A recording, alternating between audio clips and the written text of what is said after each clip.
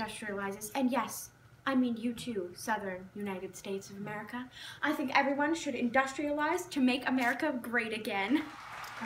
Well, it was lovely having you here. Thank you so much for coming on our show. It was lovely speaking to you, Ellen. All right. Bye. Bye. All right, here he is. Hello there. Hi. Howdy. My name is Jack Baller, and I am a proud father of one lovely young boy and one very beautiful teenage daughter. I live with my wife and father-in-law and Ox in Oregon now, and we moved there from Independence, Missouri quite some time ago. Gosh. And the journey included a scare of dysentery and my daughter getting kidnapped. Oh my goodness. Was your daughter ever found? Oh, yeah, no, she's fine. Okay. All right, well, now I'm going to get to your interview here. Great, for thank everyone you, Ellen. today. Yes, well, first off, how has the railroad changed your community? Well, the railroad has linked my community to the rest of the world, which is great. And that's great for our farm and getting more people in there. But, you know, it's also, like, steered our community away from the community aspect in the sense that now we're like, oh, there's a lot of people here now. So we got to be more careful and we got to be, like, corralling everybody together. Okay. Instead of focusing on our own farms. I understand. Now, I've heard there's something called barn raising. Oh, barn raising. Oh, y'all gonna love this. So, barn raising is when our entire community gets together and we just put 4 walls up together for a barn and a roof. And then when it's all done, we celebrate with singing and dancing and we play games and we play with the children. And it's a great community thing that we still have. So, what do you do for your leisure activities? Leisure. That's funny. Me personally, I don't have that much time for leisure around, but you know, sometimes I'll get together with some of the guys in the community and we'll hang out at the general store and I'll talk to the general store guy and he'll try to sell me stuff and I won't buy it. But you know, we all come together occasionally, but I am so busy with our farm and my family that I just do not have time for leisure at all. Well, you know, since you don't have time, perhaps your wife has some time. Now, I've heard that the ladies around like to do some sewing. Oh, my wife does love that. Rachel does love that. So here is some Ellen sewing materials for everyone. Bless your heart. Your wife will thoroughly enjoy She that. will. She will. Yes. I can already thank her. Okay. And she is ready. I'll take that from you for right now. And we'll just set that down and you can have it after. Okay. So, how have your community values changed? Or do they remain the same despite that economic Our development? community values have, I'd love to say that we're the same, but you know, because of the railroads and because there are more people coming in, it hasn't, like some of the elders, they've stayed the same. Not everybody has though. Some of us have to keep up with the economy and be able to keep up and fend for our families. Well, you know, I've actually heard that farm populations have been declining. Why is that? Oh, yes, yes. Farm populations have been dying because people need to be able to keep with the economy and they got to make money faster. They got to be able to keep up with their families faster and be able to provide for everybody faster. And it takes away from the lovely aspect of farming and taking your time to grow your crops and sell them to people. And it's taken away from that. Okay. Now, going back to the barn raisings, I mean, how do your celebrations during harvest times compare to that? Oh, harvest. You know what? They are very similar, Ellen. Really? They're very similar, but they're also, the barn raising is more of a community thing, and a harvest thing is more like, hey, I can provide for my family even more now. Okay. So, how has the religious fervor, in a sense, changed your family? My family, not so much. We don't necessarily affiliate ourselves with any religion. But I have known several other families that have gone to Utah and become Mormons, and you know what, we can respect them for that. But for my family personally, we just focus on the family aspect completely. We don't necessarily, we go to church, we are good church-going folk, but we don't necessarily buy into all the new religions that are coming about. So has this negatively affected your life at all? It has, in a sense, but at the same time, like I said, we just don't really go with that. We are more traditional people, so. Okay. All right, well, thank you so much for coming on our show. Thank you for having me, Ellen. Don't forget your sewing supplies. Rachel already appreciates this, so thank you so much, Ellen. All right. It was nice having you. Bye, y'all. Bye. Okay, everyone. Now, please welcome an immigrant from Ireland named Patrick O'Flanagan. He's here to talk about the working and living conditions today for him. Hello there. Hello, everyone. I've been living in Boston for a few years now. I'm very happy to be here. Oh, now, what made you move to America? Well, if you hadn't heard, there was a blight in Ireland which led to destruction of all our potato crops. which led to mass starvation, malnutrition, and typhus. Plus, there'd already been a large Irish community in America, so it seemed like the natural choice. Well, you know, today I thought I would give back. So, this is an almond pass. You have a sack of potatoes waiting outside, all Thank for you. Yes, so you may enjoy those. Now, are you planning to stay in America, or do you want to move back to Ireland? Now, I know many people see themselves as exiles who want to return eventually, but I think I want to stay in America. Oh, that's wonderful. Now, what job have you found? I work at a construction site for canals. Oh, okay. And how was your journey over here? It was terrible. Oh. It's long. For me, it was about 3 weeks, but I know for my friends, if there were bad weather conditions, it could take months. And I mean, it was ridden with disease. We had little to no food, and it was horribly overcrowded. Now, why did you choose the city rather than like a rural environment? Well, I didn't know this when I first came over, but to make it in a rural environment, you have to be pretty wealthy when you first come over. And I mean, me and my family, we came over with nothing. So living in the city was our only chance to find work. Okay. Now, do you see yourself as a willful immigrant or a political exile? I know many of us see themselves as exiles because they actually left Ireland to escape British tyranny, but I left solely for economic reasons. I left solely because of the potato famine. So for me, I see myself as a willful immigrant. Okay. Now, you are Catholic, correct? Yes. So, now, do you feel you're treated differently from other Irish immigrants because you're Celtic? Absolutely. I know older immigrants were treated as British or at least as white. I and my fellow Celtic Irish people are treated closer to black than being white. We're not considered part of the white majority at all. And we actually face very similar discrimination to those of black people. Oh, now, are you a Catholic? And if so, do you think your religion's being threatened? Yes, I know Protestantism is accepted in most Irish immigrants, but Catholicism is not. It is considered an economic threat, I think, to others. So I think that's part of the driving reason for anti-Catholicism.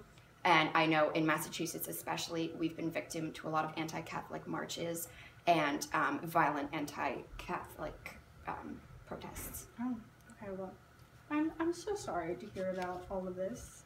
But I hope you enjoy your potatoes. It was wonderful having you here today. Thank you. It was a pleasure being here. Yes, all right. Well, I will see you. Okay, bye. Goodbye. And now we're going to talk to an escaped slave that went all the way to the north. Hi, nice to have you here today. Can you introduce yourself to everyone? Yes. My name is Harriet Gordon. My owner used to call me Elizabeth, but I changed it when I escaped to the north, and now I work as an abolitionist. Oh, how long have you been fighting against slavery? We have been working towards our cause since the end of the revolution. Oh, so what leaders do you think have really helped you out the most? I look up most to Richard Allen. He's a bishop, and he was really one of the first people to outspokenly speak against slavery. Okay. Now, how many of your relatives or friends and family do you have still that are enslaved? Actually, my entire family is still enslaved. My daughter, husband, and son, we tried to escape the plantation together, but the plantation owner caught us in the middle of the night, and I was the only one who was able to hide. So my daughter was shot, and my son and my husband went back to their master and worked for him again. Oh, I'm so sorry. I mean, do you still face racism even though you're legally free? All of the time, we're always at risk of being taken back to the South and being mistaken as a fugitive. So people think that I should go back to where I belong. So then do you struggle with, getting or keeping a job? Yeah, it really, my only job is to work in the anti-slavery department. So then what's your role in the anti-slavery movement? I help fugitives cross back into the North, and I make sure they get across safely, and then I also attend as many lectures of the abolitionists that I can, and I make sure we pass out pamphlets and things like that. Okay, so that's how you're spreading your news, correct? Mm-hmm. So how did the anti-masonry movement inspire the abolitionist movement? It was really one of the first movements that called for immediate results, which is exactly what we want as well, and it kind of gave us the hope that maybe we could have a shot at success. Well, it was very nice meeting you. I'm sure everybody enjoyed hearing from you today. Thank you. All right. I'll see you. So now we're going to talk to a 49er from the apparent gold rush of California. Hi. Hi, Ellen. Hi, everyone in the audience. My name is Theodore Davis, and it's really nice to be back from California. I just got back. You're probably wondering how successful I was with this whole gold rush thing. I'm sorry to say that I actually didn't find any gold, but I did have a success of another type. And that's what I'm really excited to talk to you guys about today. Oh, that's wonderful. Now, besides gold, what made you motivated to move out west? Well, really gold was my main motivator in moving out west. Everyone was talking about this land of opportunity where you could go and make a fortune, even a poor guy like me. But it wasn't the gold itself that I really wanted. It was the opportunity that the money would provide for my son, actually, to get an education. His name is Levi. He's really great. But speaking of Levi, I actually met a guy out there named Levi. Something about making pants. I mean, I don't know. Maybe it'll turn out someday, but whatever. It was really for my son's sake that I went out west. Now, where did you live before this? I was actually born and raised in Maryland, to a little tiny family, not a lot of people, not much money, but yeah, I took the Oregon Trail all the way out to California on my horse and followed the rest of the people who were out migrating. So what were the conditions like in the gold mines, you know? Oh my God. So what were the conditions like in the gold mines? In a word, crowded. In addition, quite terrible. Everyone was rushing over out to California to try and make a fortune. So all these cities were popping up everywhere, but the conditions, I mean, like, you threw a city together in a few months, not even. Like, the conditions were just awful. There were people everywhere, and the area was really not equipped to house that many people at the time. So that was not a lot of fun. So what were the people like that went with you? Who went with me? It was just a lot of people from the East Coast. I went by myself, actually. No one from my family came. My wife passed away a few years ago, so she was obviously not with us. But my son stayed back with his aunt. And but people who I met out there, they were immigrants from all over the world, especially China. There were Chinese people everywhere, and I don't mean that in a racist way, but they were abundant. So then, I know you alluded to this earlier, but how much success did you have with finding gold? Honestly, none. I couldn't really find any gold. By the time I got there, everything was pretty much dried out in a way. But I was able to find success in other businesses. It was a booming city, so of course there were a lot of opportunities for growth and development and agriculture and just economic growth that I was able to find a job, and provide for my son that way. So then how exactly did you try to find the gold? Well, it's actually quite a complicated process. We would use these hydroelectric systems and not hydronic systems, so just pretty much water to wear away at dirt and stuff and sort through the gold. There was a big problem with pirate's gold or fool's gold, so it looks a lot like gold, but it's really not. It's actually not worth anything. So then what happened when no more gold could be found? Well, everyone just kind of left. I mean, people stayed in the cities to continue developing them, which is why California is as populated as it is right now. But if you really didn't have much success, you just kind of went home and hung your head for a while. So then, what condition did you leave the West in? Personally, I gained a little bit of money, but I wasn't that much better off as when I was still living in the East, because, like I said, I didn't find any gold. But a lot of people, not a lot of people, but several people had enormous success. They left crazy rich, but a lot of people were in the same condition or worse when they left, because it takes a lot of money to get out there. Yeah. Of course, you're leaving behind your family and all of that. But then, like, the land itself was really demolished because it was no longer California in the sense of the wilderness. It was this growing city.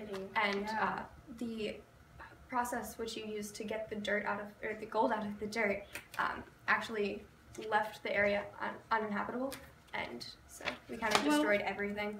I have something to give to you, since I know you found no gold.